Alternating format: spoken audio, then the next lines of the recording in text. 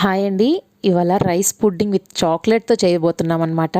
Taste అయితే సూపర్‌గా ఉంటుంది. పిల్లలకి బాగా నచ్చుతుంది. ఫస్ట్ మనం ఒక ప్యాన్ తీసుకొని అందులో ఒక హాఫ్ లీటర్ పాలు, ఫుల్ ఫ్యాట్ మిల్క్ అండి, అంటే చిక్కటి పాలు తీసుకొని ఒక హాఫ్ లీటర్ మరిగించుకోవాలి. ఇది మరిగేలోపు ఒక 2 స్పూన్స్ బియ్యం చక్కగా నానబెట్టుకొని దీన్ని ఒక్కసారి మిక్సీ పట్టుకోవాలండి. మరీ మెత్తగా కాకుండా బరకగా మనకి నూకలాగా అయితే సరిపోతుంది. ఒక్కసారి తిప్పుకొని ఈ మరుగుతున్న పాలల్లో మనం ఒకసారి మిక్సీ పట్టిన బియ్యాన్ని వేసి ఉడికించాలన్నమాట. ఈ విధంగా ఉడికిస్తే మనం పరమాన్నంకి ఏ విధంగా అయితే ఉడికిస్తామో అట్లాగే చక్కగా అందులో రైస్ అనేది ఉడుకుతూ ఉంటుంది. ఈ విధంగా ఉడుకుతున్నప్పుడు మనం ముందుగా పిస్తాని, బాదం పప్పుని నానబెట్టుకొని దాని పీల్ తీసేసి సన్నగా చాప్ చేసి పెట్టుకోవాలి.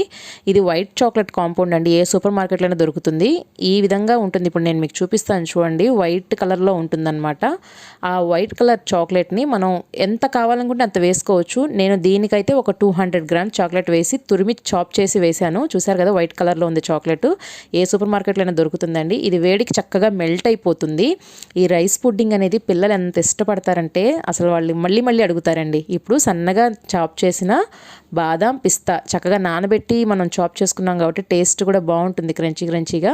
ఇది కూడా కలిపేసుకొని మన ఆరెంజ్ ఉంటుంది కదా, ఆరెంజ్ని ఒక్కసారి పైన పీల్ మాత్రమేనండి, దాని రసం కానీ అదేం అవసరం లేదు.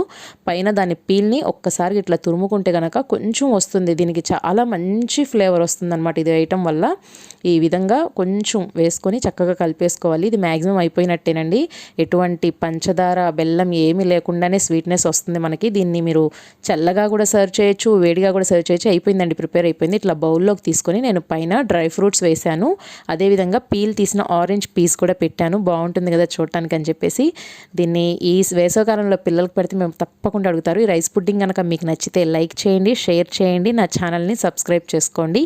మీకు ఇంకేమైనా కొత్త రెసిపీస్ కావాలి అనుకుంటే నాకు కామెంట్ బాక్స్లో మెసేజ్ చేయండి. Thank you.